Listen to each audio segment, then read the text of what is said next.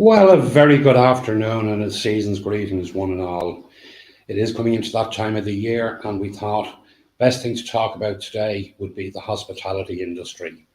I'm absolutely delighted that my guest today is Michael Boyle, General Manager of the Osprey Hotel here in Naas. And today we're actually coming to you live from the Osprey's Business Centre, which for anyone looking for any type of office space or hot desk or whatnot around Naas, I'd say certainly drop in and talk to them in the Osprey. They'd be more than happy to talk to you. But before we get into all that, let's find out a little bit more about the man himself. Michael, welcome to the show, and why don't you tell us a little bit about you? Rory, I'm delighted to be asked to join you on your podcast. Really looking forward to the conversation ahead today. So a little bit about myself. I'm actually a Tipperary man, so from Tipperary myself.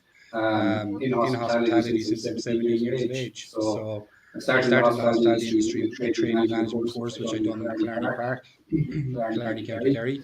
So I spent 3 years there, working through there at GMIT to get my qualifications. Spent a little bit of time in Sheen Falls Lodge, I suppose my grounding in the hospitality very much came from the Kerry area. We kind of then quickly moved back to Clonmel, my original home, so spent a bit of time around Clonmel and Hotel NL as assistant manager. I suppose my first appointment as general manager was in Clonmel Park, which is very close to, I suppose, where I live. So I was appointed general manager there at the age of 28 years of age. So from then on, learned an awful lot, worked with Brendan Hotels at the time. Soon after then it became the Lite Hotel. So that was kind of, I suppose, a lot of years there. Spent a bit of time as general manager of other hotels in Tipperary. So the Anna Hotel in Thurles, I spent time there. Worked for three great brothers there. The Power Brothers, which was excellent, great time, and that was sold on then recently. And then I suppose I spent a bit of time working for McDonald's Hotels as well. So I spent 3 years in Charleville there. Really enjoyed my time there in Charleville. And from there on, then I suppose it was where do I go next? What's the next challenge? So here I am in the Osprey Hotel in Naas there, and really enjoyed every minute of it. Like I say, the Osprey itself has many things going for a lot on offer. Like I say, we're a 108 hotel. We've got our business centre, leisure centre, spa. So there's so much, on offer here at the moment. Enough to keep you busy anyway, that's for sure. Absolutely, and then again, like having been the home of the Micro Business Awards this year, we can talk about the fact of how good and the hotel it really is. So, but let's go back to life before hospitality. What possibly made you think you wanted to go and deal with people when they're falling around drunk, or bridezillas when it comes to weddings, or that type of thing? Yeah, well, it's an interesting story actually when it comes to that, because I remember applying for a CEO and looking at different things like engineering and this and that and so on, and the offers came in, and I was at home and I was catch-22, what do I do? Do I really want to do it? Will I take a year out or will I not? And then actually one of my uncles, who was involved in the hotel management school at the time, approached me. So it was very much kind of, would you like to do the hospitality? So I was like, absolutely. So that's kind of where it started. So a seed was planted when I was about 17 years of age. And rather than kind of going directly to say a CEO course, I actually went on a training management through, I suppose, the recommendation of my uncle into Killarney Park. And that's loved every minute of it since. Real passion. I see we just have a comment from Maggie there that we're having an echo on the sound. So if you can just bear with us for one moment, folks, I'm just going to try and fix that for you. No problem.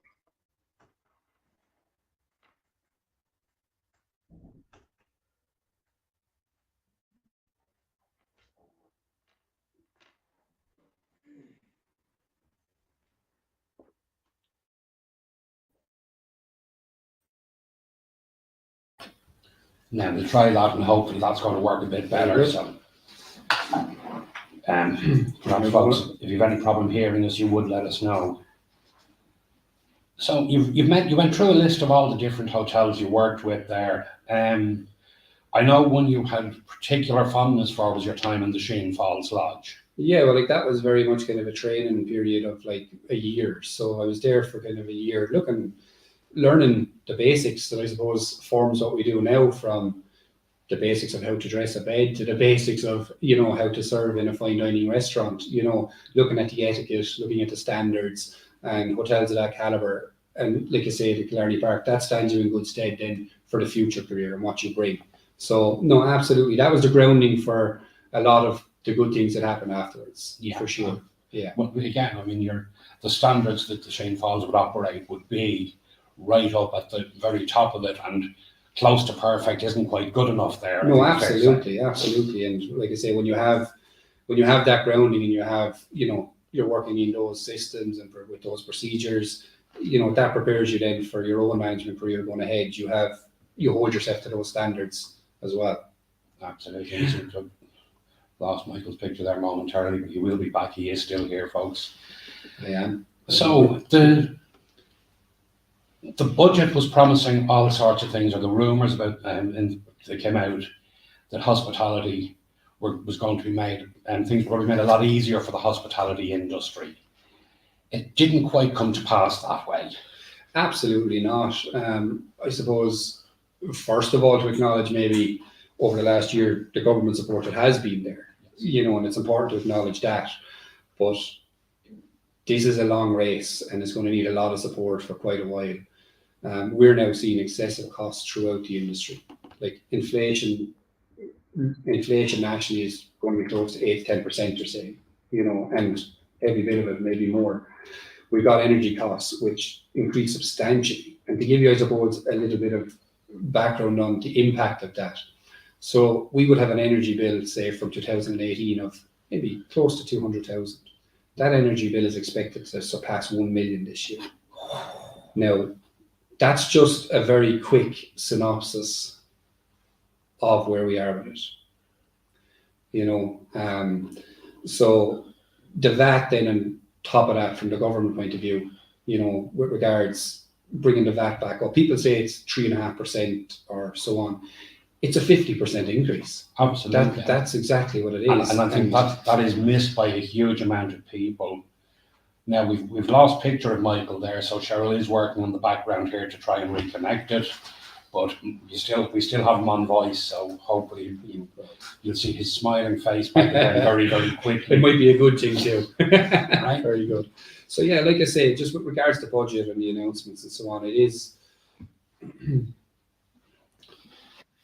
quite concerning, I suppose, at the moment that with the conversation around that and the increase that doesn't seem to be much more engagement on it at this moment in time. But really, just to clarify the impact it's having, it's not only on the business. Like I say, the customers feel the effect of this then as well, because with the current rising costs, whether it be expenses, whether it be your energy, whether it be your linen, whether it be your food costs, everything has gone up considerably. Yeah. And unfortunately, for any hotel or business or anything like that to remain profitable, they have to review the pricing strategy based on the increase in costs.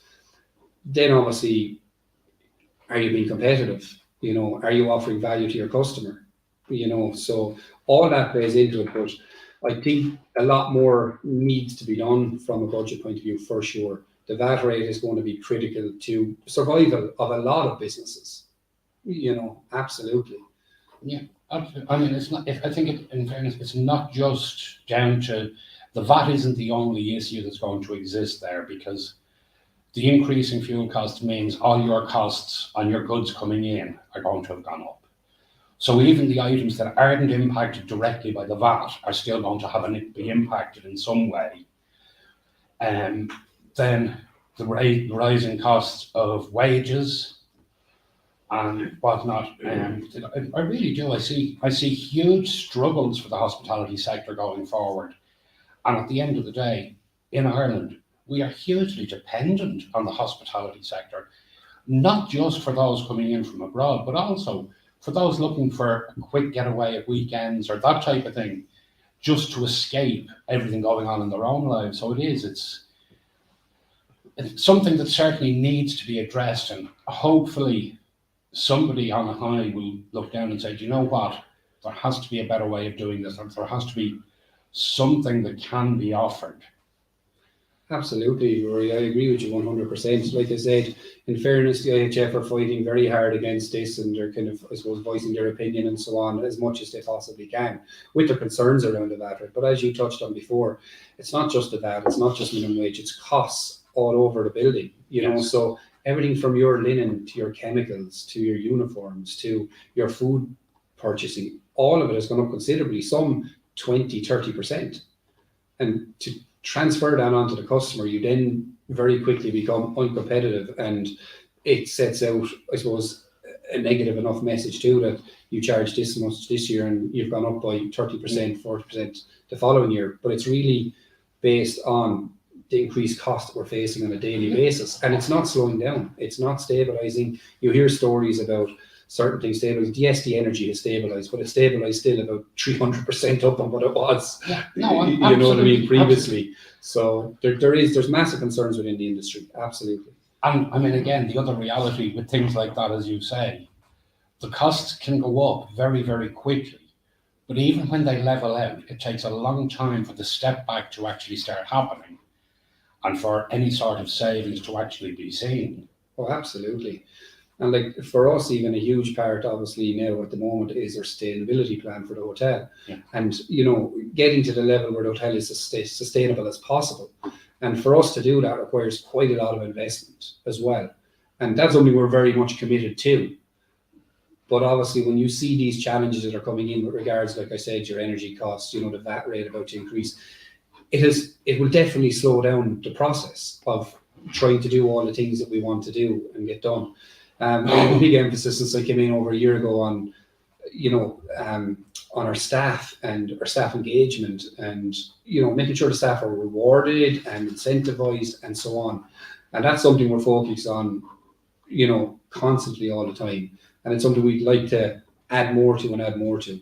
But we have these constant challenges, whether it's either VAT or whether it's energy increase or the cost of overheads in general. And it's not just hotels, it's your restaurants, any other business. They're all facing the same challenges, you know, and the government, I think, really need to hear it and need to understand the impact of it and the long-term impact it could actually have as well. Yeah, absolutely, absolutely. And I mean, they spend enough time around hotels as politicians, so I'm sure somebody who out there who has connections will make a few whispers in the right ears, and hopefully something can happen. That's it, hopefully so. Now, every guest that comes on the show, there's one question they all get asked, and as our show is called the Light Bite Lunch, what for you is the perfect light bite lunch? What do you like to grab as a quick snack at lunchtime? A quick snack at lunchtime for me now, to be quite honest. If I go through the kitchen and I have a look and see what's in the staff meals and what's there, I'll have a quick, it can be anything really. I wouldn't have an outline favourite. It's very much gonna, whatever our good chef has put in front of us, we grab on the day, you know, so that's kind of how we work for sure. Nothing in particular that you, or say in particular, well, we have a lovely dish now, to be quite honest. It's a barbecue chicken sandwich that's on our menu at the moment. Now, that would be one of my favourites for sure. So I'd be very much partial to nipping to the bar every now and again to grab one of those. But that's when I have a bit of time on my hands, Rory. Yeah, absolutely. One of the things, and this is again from my personal experience, as a lot of people know, I spend a huge amount of time traveling around looking at hotels in relation to the Micro Business Awards and while working around as well. And one of the things that stands out with me, you are very much a hands-on manager, in the sense that if, for example, suddenly a funeral you weren't expecting came in and you could do it with an extra pair of hands, you're quite happy to jump in and serve tables or grab glass or whatever it may be. Absolutely. I suppose it goes back to the whole adage of, I suppose, leading by example as well, you know, and it also helps give you a clear picture of what's happening in your hotel. It's very easy to, I suppose, lock yourself away and do your reporting and assist and all that. But if you're not aware of your guest experience and not engaging and not like speaking to your guests and kind of, I suppose, showing face as well as much as you possibly can on the floor, I think it gains a lot of respect from your staff, but also gains a lot of respect from your guests. And I think it's crucial and really important.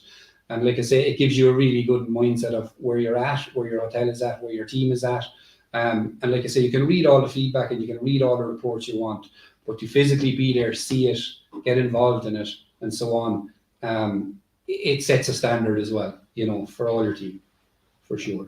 Absolutely. And again, I think it's great to see. You said I have encountered like I average probably 25 different hotels I visit a year. And I could probably count on one hand the number where you will actively see the manager out, getting involved, even if it's only out to have a quick chat with customers and see how they're doing and get that customer experience feedback, which is absolutely critically important, certainly in the current climate, to make sure people are coming back.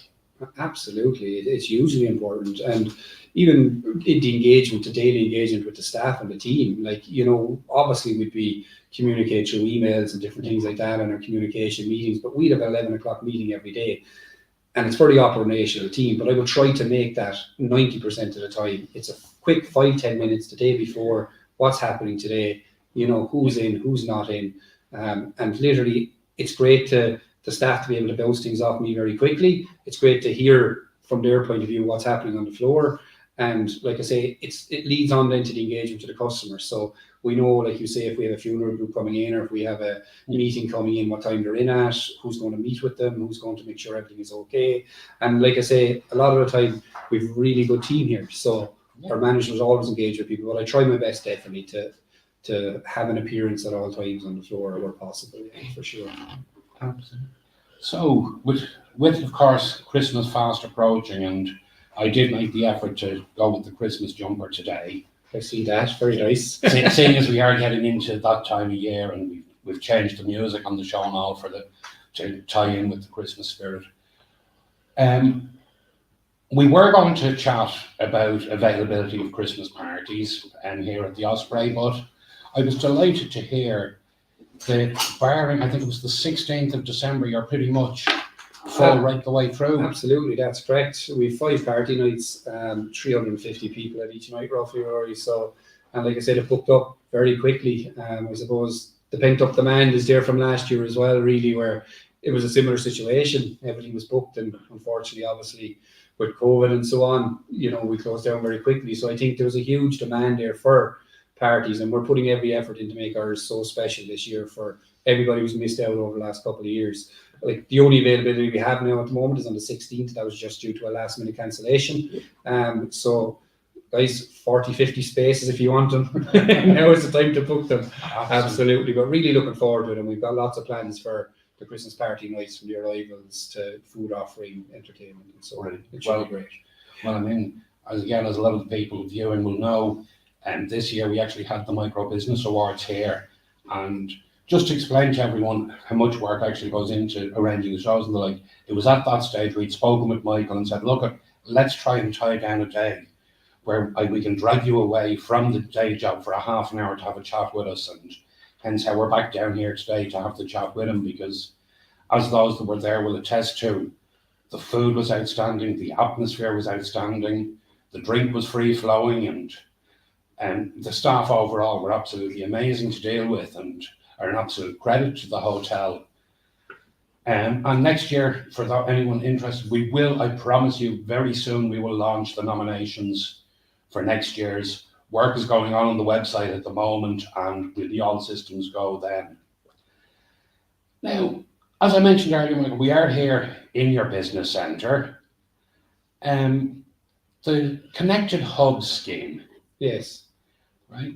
Really, really brilliant incentive. I didn't actually realise until I was sitting in the foyer that you actually accept the vouchers on the Connected Hubs scheme here. Yeah, absolutely. Yeah, we're part of connectedhubs.ie, so like I say, it's a nationwide service, and we accept the vouchers here. It's been very popular since we started accepting vouchers, which is about 6 weeks ago, when it first kind of really started to roll in. It's a beautiful new space, beautiful area. We've got private docks, we've got, split rooms. Same again, there's a self-service area that comes as part of the hub. You can rent it for a day, you can rent it for a week, you can have long-term lets on them, so it's really, and even for myself, even the odd time I work from home and stuff like that, it's a great place to be able to just push out and, have your own quiet time in a hub space at a reasonable cost as well, but the vouchers, absolutely, I'd recommend them to anyone and to start using them, because it's a great incentive for the Connected Hubs, for sure. Yeah, no, well, again, our normal studio space in Ballinamore is also one of these hubs, and like that, it's the opportunities that are there for people to have that, like, we live in rural Leitrim.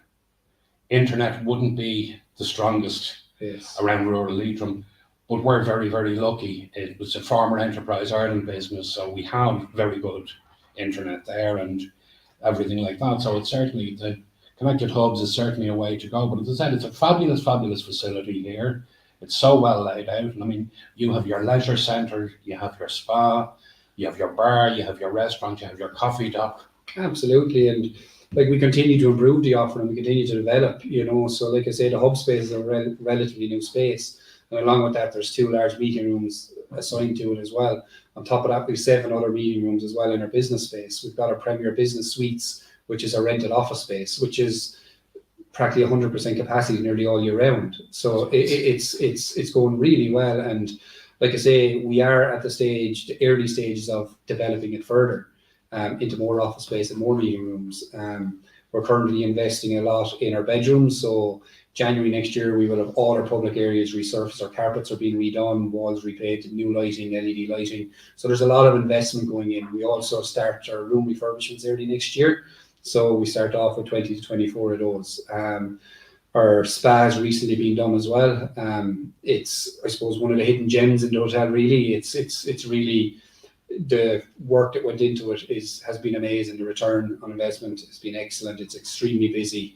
And same again with our leisure centre as well. We've got planned refurbishments of our changing rooms coming in December this year. We've recently invested in our gym area up there as well. So it's ongoing, it should be and always will be, you know, to improve the offering and so on. So no, delighted, and like I said, there's so much on offer. We recently renovated our ballroom 2.5 years ago. So obviously with COVID, that was a bit delay in promoting that. But as you can see, and from your own awards, which was a testament to you, I suppose, as well, Rory, with all the organisation you put into it, because it was ran so well, and we were delighted to have it. And we put a lot of emphasis on our banquets and the quality, food and service. And like I say, I suppose a special mention to Martina, our C&B manager, who was on that evening as well. I know who looked after you all so well, you know, for sure. Absolutely. Well, as I said, when it comes to the awards, I have the easy job. I'm the one that sits and talks about it, and anyone from watching the show will know I really don't like sitting talking a lot. But I do the talking about it, and I head it up, but there's a whole team behind that, and they do the bulk of the work and the donkey work. I mean, there's a panel of 15 judges. There's then the likes of Maggie Gerrity, who does the certificates for us. There's the people who make the trophies, the people who look after the website, and all that side of it is a huge amount of work as well.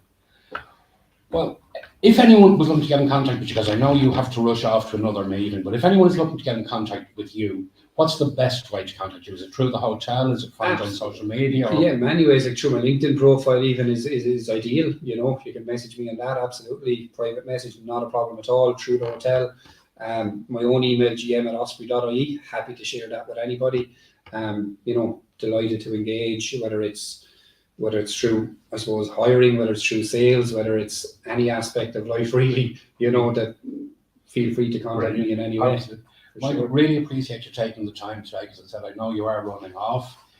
We will be back in 2 weeks' time for our last show of the year, when we'll be joined by Sharon Messett from the Little Geek Shack, and we'll be talking about all those last-minute Christmas gifts.